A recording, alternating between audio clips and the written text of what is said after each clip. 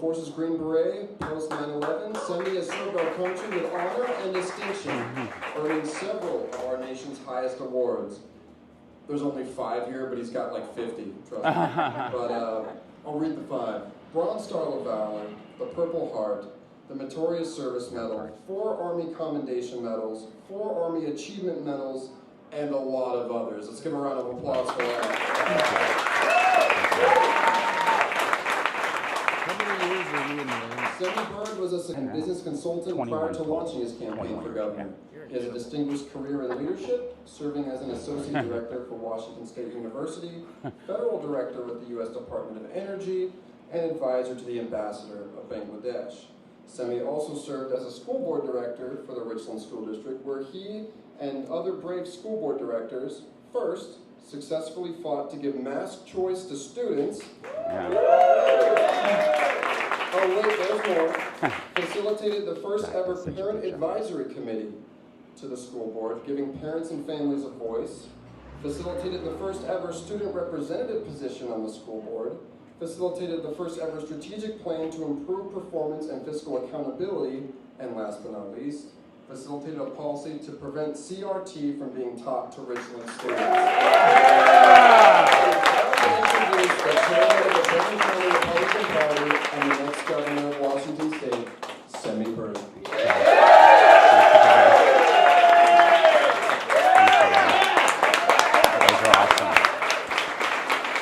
Thank you. Thank you, everybody. Thank you. This mic is so tall, I feel like a little midget. Usually doesn't happen. I'm good with it. You know, where do I start? You know, Jack, by the way, thank you. I'm so proud of you. Well done. Everyone, it's with humility that I stand before you. You know, I was here, I want to say it's been 2 years. It seems that long ago. And I remember so many of you. This has been a journey. But let me tell you something that most people don't know. This is a calling. This is something that is needed. It's a call to service. It's not, I never wanted to be a career American. I'm not a career politician. I say that backwards. I never wanted to be a career politician. I'm a career American. I never planned on being in politics. My wife and I, we do everything together. We've done everything together in life. She's my soulmate. She's my best friend. She's my life. But it is in faith that I stand before you tonight. It's something that is needed to serve once again. Unscripted, I stand before you to say this. We are all children of this great nation. We are all God's children, whether you believe it or not, or whether you believe or who you believe in or do. We have that right. But are we not brothers and sisters? Regardless of our race, creed, color, our religion, our belief system, why can we not love one another or have compassion for one another? Let me share another thing about me. I don't care how you choose to live your life. I love. I lead with love and compassion because this is America. Everyone has a right to live as they choose, to be free, independence, and have opportunity to find happiness and greatness as they choose. As long as they don't impose their way on others, as long as I don't impose my way on them, as long as we allow children to be children and parents to parent, I think this will be what America has always been intended to be, a free nation for diverse cultures and diverse beliefs. So when I say this, let's stop segregating. Let's start uniting. It is the United States of America, and our motto, e pluribus unum, out of the many, one, out of the many cultures, out of the many people, out of the many religions, one. We must be one again, one Washington, one great, beautiful Washington. If you look around and you see these surroundings, our entire state is beautiful. We need to understand that, we need to cherish that, and we need to believe again. Have faith in each other, have faith in ourselves. And so I'm endorsed by the Republican Party of Washington State. but it is the people. It is the people who I serve. I am not going to Olympia to hold down a seat for a political party, for wealthy donors, for an establishment elite. It is the people who I serve. And I am a constitutional Christian conservative. Make no mistake about that. I am true to who I am. I'm not far anything. I just love my country. And I don't think there's anything wrong with that.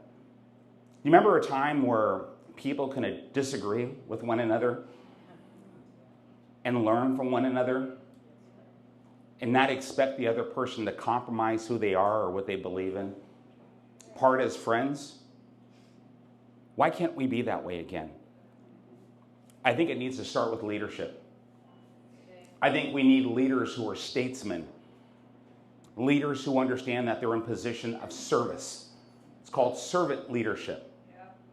So as I get through my little presentation tonight, I just want to share from my heart who I am so that you know why I'm here and what is at the core that I'm bringing to Olympia. I have a mind to bring capabilities and skills and abilities to the job. That's easy.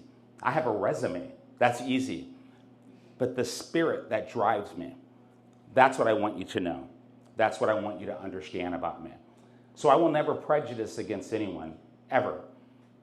I will never bring my personal beliefs and put them or bully people into believing as I believe. But I will not expect them to expect me to compromise who I am or what I believe in, ever. Thomas Paine said something, and I say it often wherever I go. These are the times that try men's souls. The summertime soldiers and the sunshine patriots in time like this will shrink from service to their nation. And those who stand with it deserve the love and thanks of all men and women. And this was during a time of December of 1776. So in July, we declared our independence. And the war had already begun. And in December, it was a time where we had 20,000 soldiers and down to 7,000 soldiers, and people went out on leave, and people had deserted, and people were sick and dying, and people were suffering in the snow and in misery. And Thomas Paine and General Washington worried that they weren't going to come back and that the war was lost. The War of Independence was over. And like Thomas Paine had done before, prior to the Declaration of Independence, he put pen to paper to inspire action, to speak to the hearts of men and women, to bring them to action. And those words and many more brought them back. Those words brought them back. It spoke to their hearts. And what I am trying to do in this journey, this campaign, is to speak to the hearts of citizens of the state.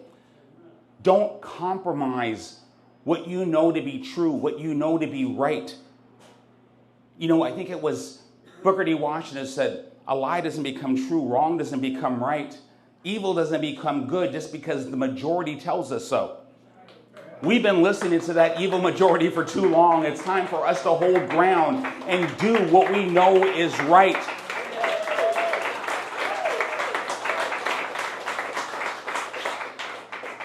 We must not ever capitulate to political pundits, to the mainstream media, or any special interest group who has been playing this mind scam and this mind game and this psychological operation to divide us, when we know good and well what right and wrong is. We know that I don't care how you choose to live. Just let me live my life the way I want to live my life, and I can love you. Let my children be my children. I have an expectation that schools will teach and give me a return on that investment. That my streets will be safe when I'm paying my taxpayer dollars for that public safety. That my roads will be right and my bridges will be safe when I'm paying a gas tax for decades. I have an expectation. I have an expectation that when you continue to take from me as a state, that you will provide the services you say you will provide. We have expectations. It is plain and simple. That is where our focus must be. And I myself am a vessel. Make no mistake about it. I am a citizen. I'm a young man. I say that now. In my heart, I am a young man. I am that little boy that was brought up to Seattle, Washington when I was 6 from East Oakland, California. Blessed to have that beautiful mother of 7 children who was left to raise those children. That spirit who sacrificed her life for her children. And she raised me on faith. She raised me to be resilient. She raised me to have self-respect, personal courage, to understand my worth, my self-worth, to not empower others to have control over who I could and could not be, to be responsible, and then to understand that there are consequences to my actions. And I have fallen, and I have gotten back up my entire life. If I make a mistake, I take ownership for my mistake, and I move forward. I move forward, and I move up each time. I grow forward. That's what life is. That's what America offers. Freedom, liberty, opportunity. We must never give up. Again, we don't give up on ourselves. We don't give up on each other. That is America. So this is my life. Why is it that we would not want that for our children and our grandchildren? There's expectations. So let me talk a little bit about policy, and then I'll get back quickly to my journey. We have paid billions of dollars in taxpayer funds to the state of Washington. Our current administration has doubled the budget in 10 years. Jay Inslee doubled the budget. I have nothing against Jay. Nothing. I don't call names. I don't do dirty politics, ever. You will never hear me call another candidate a name. Whether they're a Democrat or a Republican, I don't care. I'm not running against anyone. I'm running for everyone. That's the difference. That's the difference. But Jay Inslee, as governor of Washington State, doubled the budget in 10 years to $71.8 billion. And like I tell people all the time, seniors are being taxed out of their homes. Businesses are being regulated out of the state. Young people can't afford a decent apartment or ever be able to afford a home in Washington State. But yet we have a gas tax, a marijuana tax, a gambling tax, a liquor tax. More taxes than I can take inventory of. But our schools aren't any better. Our roads aren't any better. The cost of living continues to go up, and the standard of living continues to go down. We should have expectations. This is why we put someone who comes from the people, by the people, and understands in the position. It will be for the people. This is what I represent, simply. I'm going to work. I'm going to work. I'm a high school dropout. Raised in Seattle, Washington, a high school dropout. Terrible grades, D's and F's. Joined the Marine Corps because that was the logical choice and because they had the best looking uniforms. Semper Fi, 2 enlistments. Honorable discharge, make no mistake about it, because there's a lot of dirt and lies being told. Honorable discharge. Got my high school diploma. Went to college, Bachelor of Science degree, Business Administration 4.0, summa cum laude. Graduate degree from Villanova University, Master of Science in Human Resource Development. Thank you, thank you. Remember, high school dropout, D's and F's. You see where I'm going with this story. We grow forward. We may fall, but we get back up. Do we not want that for our children and grandchildren and any other citizen of this state? You've gone to prison. You served time. You have a record. We love you. How's that for a message? How's that for a statement from the next governor of Washington State? By the way, I'm not a felon, no matter what they tell you. I do have a misdemeanor, though. They made sure everybody knew about that. No, we're not doing this stuff. We're not doing this where you hang or brand someone as some kind of a failure for life, where people say, oh, I won't run for office, not with my record, not with my back. Oh, no, no. You're exactly the people we want to run for office. Someone who's lived life, someone who knows the sting of life, someone who's had to navigate adversity, someone who's worked hard, fallen down, and gotten back up. Are you not an inspiration? Someone who's suffered from addiction and got back up, one of the hardest journeys of life. And I say that not as someone who's done it, because I haven't, but I'm a behavioral scientist. You have my respect. I know that journey. What a powerful mentor you are for so many, for overcoming that adversity. You see what I'm saying? We lift one another up. We don't hold one another down, which is why, as governor of Washington State, we're going to break that welfare bond that subjugates people to a lifetime of poverty. We are getting out of the business of paying people enough money to keep them poor for the rest of their lives and create generational poverty. We're not doing that anymore. No. This is common sense. We bring certification programs, trade programs. Welfare is a hand up, not a handout. It's not a pension plan or a retirement program. And I know what it's like because I have been there. My mother, and I saw her as she struggled and sacrificed and continued to grow forward. My mother, after she got out that job program and got a job with Boeing, she was working in Everett, and we were in the Central District. That's right. And I remember Mom, she just kept moving us from the Central District, the next to Ballard, the next to North Seattle where we settled in. But she kept moving us north, so the commute got shorter. But each time she got a raise, and we kept moving on up. And we were like the Jeffersons family, right? That beautiful single woman. My mother never owned a home. I owned several. I'm not bragging. America.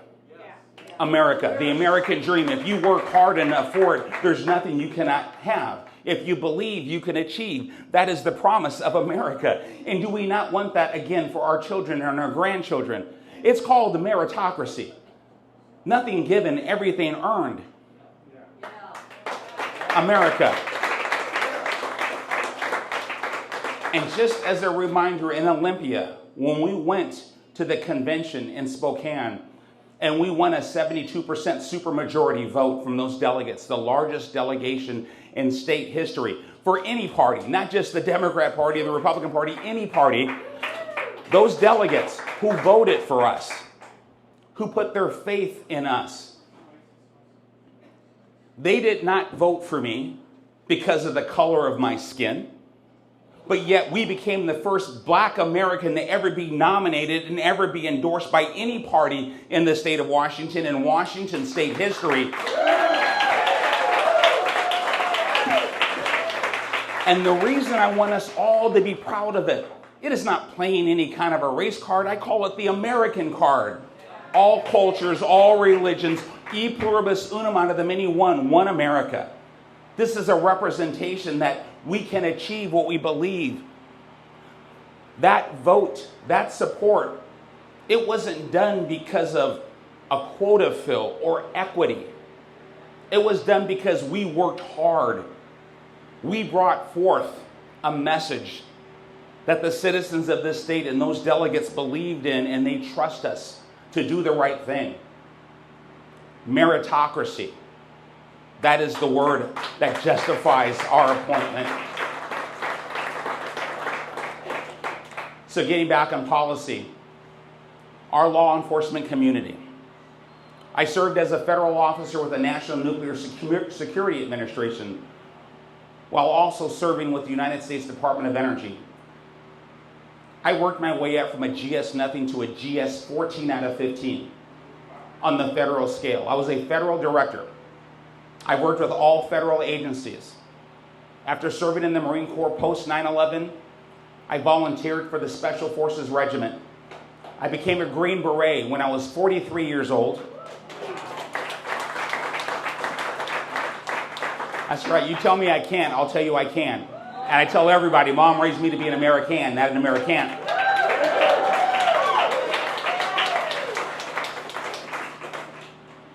But I served with all agencies, and I've served with men and women in law enforcement. And I will tell you this, they deserve our love, our respect, our compassion, and our support.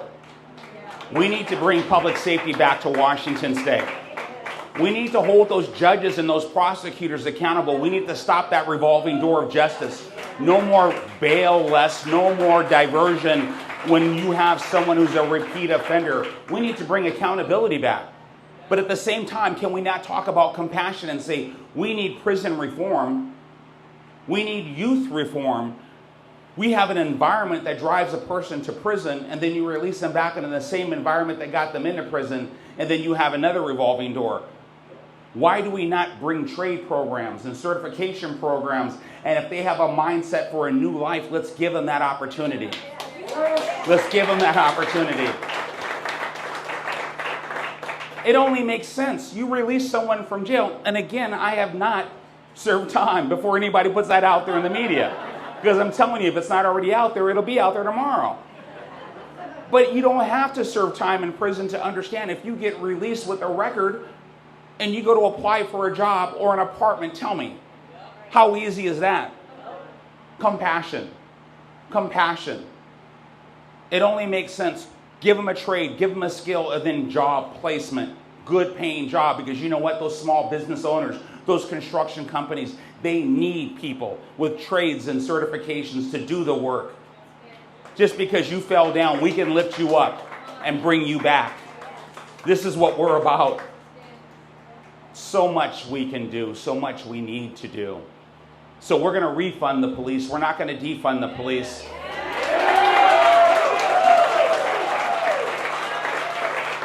100%. And I don't want to just give talking points, but I can sit here and talk all night getting into specifics. And many of you know that. So I'm going to spare you that. But it's a mindset. It's an understanding that there's more than just a simple statement, but a true, in-depth solution with action. I will take the action. Again, judges, prosecutors, supporting the men and women in law enforcement, bringing the instruments, the technology, the funding to ensure that they have the resources that they need. We have a fentanyl crisis, a drug crisis in Washington State. I've worked with the DEA personally. I have tracked narco-terrorists, aka cartels, personally. I have the knowledge, skills, and abilities to do that job. I can sure bring oversight at a strategic level to ensure that we form a joint interagency task force to mitigate the crisis of drug dealing in Washington State, and we will do it. We will address it once and for all. And my friends, the homelessness crisis that we have been spending taxpayer dollars by the billions because they say, oh, it's simply a housing affordability issue. It is a drug addiction problem. It is a mental health problem, and that is the root cause. We need to bring resources to that root cause, and we need to bring the infrastructure to address that root cause. So on day one, we're going to address that root cause because I will use my executive action to clear 20 acres of state land. We will use engineers, construction engineers from the National Guard to clear that land. We will build an inpatient care facility. We will bring those drug treatment professionals, those mental health professionals, those health professionals, and we will bring real compassion so those folks have a home and a new lease on life. And once they get clean from the darkness of addiction and mental health, which is a lifelong journey, before they graduate that program, we will bring in trades certification, program certification. So they graduate on a Friday and they report to a good paying job on a Monday and transitional housing on Monday. That's solutions with actions right there. Highest recidivism rate with opioid addiction. Highest stressor, that is a recidivism stressor. Money, stress. We are reducing that. Well thought out program. And that is just the beginning. And people say, well, what do you do for the people who don't want to go? Tough love and compassion. I lost my nephew almost 2 years ago to fentanyl poisoning. I'd rather have him in jail than dead in the ground. So no, You have a choice. We are going to give you a choice with a new lease on life, but you are no longer living in tent cities and squalor. You're no longer going to be able to poop on the streets, pee in the streets. That stuff goes away. It goes away. No more tent cities in Washington State. It's not happening. Real compassion is not giving people needles to continue their addiction. That's being complicit in the slow death of innocence. If you understand what addiction really is, they are not in control of themselves. You can say, well, that's their choice. Trust me. I had someone call me the other day, a father, 3 days ago now. So desperate. Simi, this is Chris. We met a year ago. I'm not sure if you remember me. My daughter was in an accident. She's in a hospital now. She's in the system now. But I'm afraid they're going to release her. And I'm struggling just to get her an assessment, a substance abuse assessment, so I can get her on an inpatient. All this bureaucratic paperwork that he could not get her into treatment. But yet we paid billions of dollars to nonprofit agencies, and homelessness is now up to 23%, and it's going to continue to rise. They created this epidemic. They're perpetuating this epidemic, and they are enriching nonprofit organizations. I'm just saying, we're stopping the nonsense. We're going to move forward. We're going to move forward. We're going to move forward. Our education system, my friends, we have young people, the future of our state, the future of our society. When you have only 50.9% of our students meeting grade level standards in English and language arts, or 37.9% meeting grade level standards in mathematics, or 41.9% meeting grade level standards in science, but yet we're graduating them at an 83% rate. I mean, I'm allergic to math, but I can figure that out. We're not getting the return on our investment, right? And when we're paying $18,698 per student, we're not getting the return on our investment. It's 44% of our budget, of our state budget. That's billions of dollars in education. Here's an idea. We're going to have a strategic plan that says we will have a center focus on the classroom. We're going to give our teachers back their classroom to teach the fundamentals of education. We're going to bring parents and families into that mix.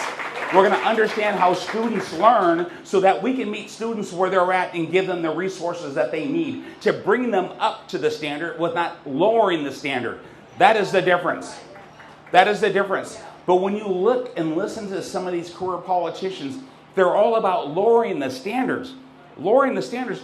You look at a person of color, do you understand the insult that you bring to them when you say, oh, that's a poor black child and they don't know? You don't do that to me. Tuskegee Airmen, Booker T. Washington, George Washington Carver, don't make me go off. We have a history of excellence. Our Native Americans are first Americans. Treaties are constitutional. Just to be clear on that. Constitutional. We should be talking about missing women. We should be talking about education. We should be talking about lifting our first Americans up. They are part of us. They are not separate from us. We need to rethink who we are. One America, one Washington. Tribal history is Washington state history. Let me put that out there right now. Oh yeah, I can go on. You see what we're doing. You see what we're doing. Common sense is what we're talking about. And our small business owners, the lifeblood of our economy. 50.7% of all people who work in this state work for a small business owner. But when you weaponize government agencies, state agencies, commerce, ecology, labor and industries, where they're going out looking for a reason to penalize a small business owner who are creating value, bringing jobs, putting food on the tables of people, that is wrong. These are career politicians who clearly don't understand microeconomics. Let me help you to understand housing, affordability, supply and demand. We have a huge demand and a low supply. We are 120,000 housing units short. But when you pass these out of control energy codes that doubles the cost of building a home, that cost is passed down to renters and people who can never be able to afford a home. Because builders can't continue to build at that cost. Here's another idea. How about reversing those codes to make building affordable again so that houses and apartment units are affordable again?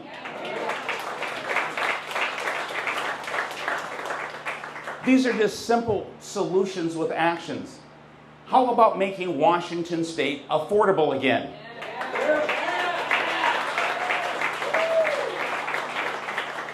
On day one of my administration, I'm going to call for a third-party audit of all state programs and all state offices. Day one. Day one. Day one. Brothers and sisters, we will find out where the money is going, how the money is being spent, and how every program and department, how they are performing. I will require every cabinet member, Department of Transportation, Department of Social and Health Services, and I can go on, Department of Commerce, Department of Ecology, Labor and Industries. It will be required of those senior directors or secretaries. You will have a 5-year strategic plan with yearly operational goals, performance goals that are specific, that are measurable, that are achievable, that are realistic, and I want a timestamp. When are you going to get it done?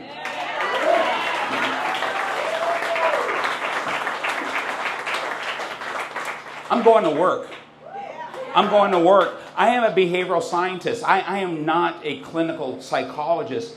I'm an organizational, psychological professional. I go into corporations, companies, universities, and I help them to streamline and to improve performance. That's my specialty.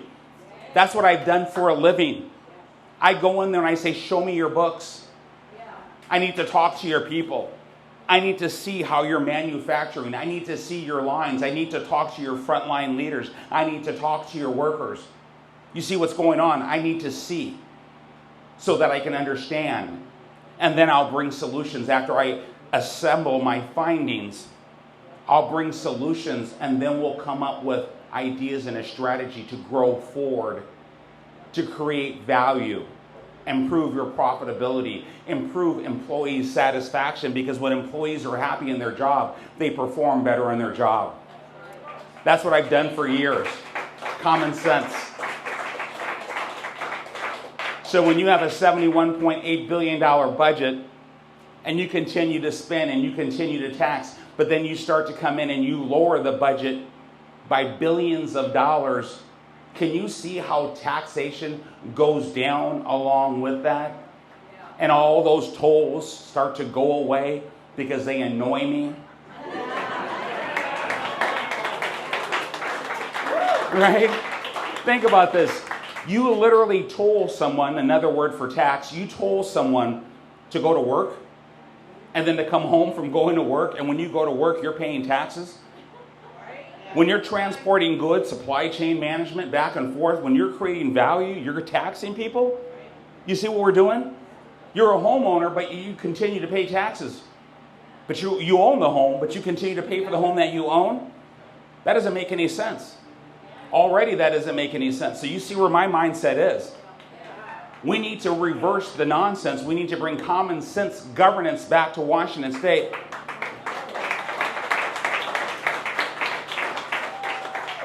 And I'm going to wrap this up really soon and go to some questions. I apologize for taking so long, but y'all got me excited. God bless you guys, are amazing. The Constitution. Yes, brother. 1 second. Okay. There's a couple of cars that are parked down here on the right-hand side of the street on the corner. There's a blue and white car. The neighbor's gonna call a tow truck. Oh, yeah, so if you that. can just move your cars, bring them in the parking lot. It's totally fine. So sorry to interrupt. That's okay. This is cool. Nope, you're good. Sorry. No, this is good. This is like one of those films when like a chihuahua runs right in front of the camera or something. I'm kidding. I just came from nowhere. I didn't know what I'm saying. Not that my brother's a chihuahua. No, I'm just saying. But while we're talking about solutions with actions, let's talk about the foundation of governance, which should be the Constitution of the United States of America and the Constitution of Washington State. And in the Constitution of Washington State, it really does speak to the heart of the people. We must first recognize that this is a constitutional republic that we live in. A constitutional republic is a nation that was founded that says that power is inherent in the people. And government derives its just powers from the consent of the governed. And oh, by the way, that's Article 1, Section 1 of our own Constitution of Washington State. And the last line of Article 1, Section 1 says that the role of government is to protect and to maintain the individual rights of citizens.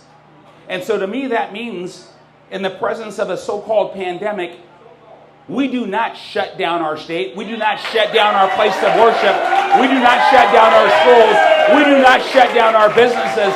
We have a constitutional right to choose what we put in our bodies. Those mandatory vaccinations, you take the vax or you lose your job, that was unconstitutional. And as governor of Washington State, every state worker will get their jobs back at the pay that they had when they left. That is the least we can do, and that's within my purview as governor of Washington State. And I'm not saying that to pander, because I don't pander. I don't say one thing in Eastern Washington, say another thing in Western Washington. That's not how I roll. Truth is love, and love is truth. I bring love. I told you that the first time I opened my mouth, did I? But that's what love is understanding the Constitution and the role of governor, the role of government to serve the people. Because you are my bosses. I'm applying for a job. You're my interview panel. How am I doing so far? Thank you. Thank you. Constitutional rights. Our Second Amendment rights. You may not be a shooter, a hunter, or an angler, but when you start messing with the Constitution, you start telling a person that they cannot own a firearm, or you classify it one way or another, you're still messing with the Constitution of the United States of America. And we have a supremacy clause in the United States Constitution, Article 6, Paragraph 2, that says any law that is passed that is in countervention of the United States Constitution, it's an illegal law. Yes. We have a lot of illegal laws going on in Washington State that need to be fixed. And the idea behind what I'm saying is whether you're into owning guns or not, that's not the point. It's the Constitution. And as governor of Washington State, there may be things that I'm not big on, but the Constitution is the Constitution. And I will go back to say once again, let children be children and let parents parent. There are certain lines you do not cross. Okay, I gave you my background,